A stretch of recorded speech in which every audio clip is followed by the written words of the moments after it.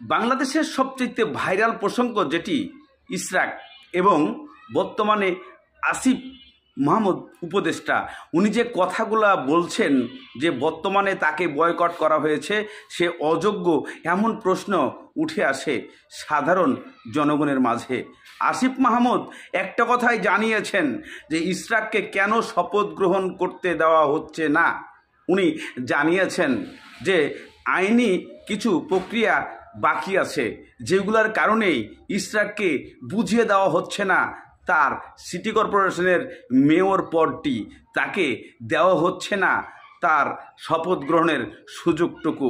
এদিকে বিএনপি নেতাকর্মীরা তারপরে ক্ষোভ তুলেছেন এবং অনেক জায়গায় দেখা গেছে অনেকভাবেই পিকচার এবং অনেকভাবে অনেক কিছু করেছেন।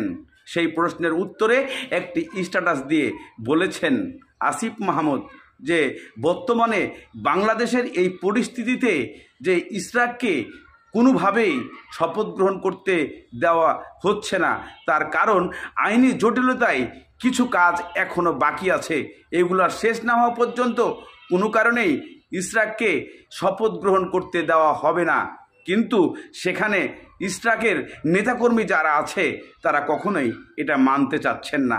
আসলে সাধারণ জনগণ জানতে চায় ইশরাকের কি এমন আইনি জটিলতা আছে যেগুলোর জন্য তাকে এখনও শপথ গ্রহণ করতে দেওয়া হচ্ছে না। বিভিন্নভাবে এই প্রশ্নগুলো উঠে আসে। যদি সেই সমস্যাগুলোই থেকে থাকে তাহলে কতদিন নাগাদ এই সমস্যার সমাধান হবে? পারবে কি ইশরাক সিটি কর্পোরেশনের দায়িত্ব বুঝে নিতে? পারবে কি ইশরাক এই সিটি কর্পোরেশনের শপথ গ্রহণ করতে? এমন প্রশ্ন উঠে আসে সাধারণ জনগণের মানুষে। বর্তমানে 17 বছর যখন ছিন্ন বিচ্ছিন্ন ছিল এই ইশরাক এবং তার নেতাকর্মীরা, আজকে হাইকোর্ট অথবা সুপ্রিম কোর্ট যে কোর্টই বলেন, যখন রায়টা পেয়েছে অনেকে আনন্দে উল্লাসে ফাটছিলেন যে আমরা আবারও সিটি কর্পোরেশনের ক্ষমতায় আসছি।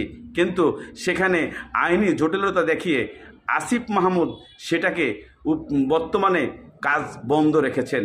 তবে সবারই আগ্রহ জানার যে কবে ইশরাক এই শপথ গ্রহণ করবে, কবে আসিফ মাহমুদ এটার সমাধান খুঁজে বের করবে, নাকি সরকার সরাসরি করবে, এমন প্রশ্ন উঠে আসে সবার মাঝে। তবে সাধারণ জনগণের যে প্রতিক্রিয়া তা প্রকাশ করেছেন আসিফ মাহমুদ। আইনি জটিলতা শেষ যেদিন হবে সেদিনকেই তাকে দায়িত্ব, শপথ গ্রহণ সব কিছুই করা হবে, এমন মন্তব্য উঠে আসে, যেটা নিয়ে অনেকের কাছেই বর্তমান কিছু কথা প্রকাশ করেছেন আসিফ মাহমুদ যে দেশের ভাবমূর্তি নষ্ট হচ্ছে, এইগুলা আন্দোলন না করে সময় হলেই তাকে দায়িত্ব বুঝিয়ে দেওয়া হবে। এমন কথার পরে আর আপনারা কোনো ক্রমে আন্দোলন করবেন না, আসিফ মাহমুদ এমন কিছু বলেছেন।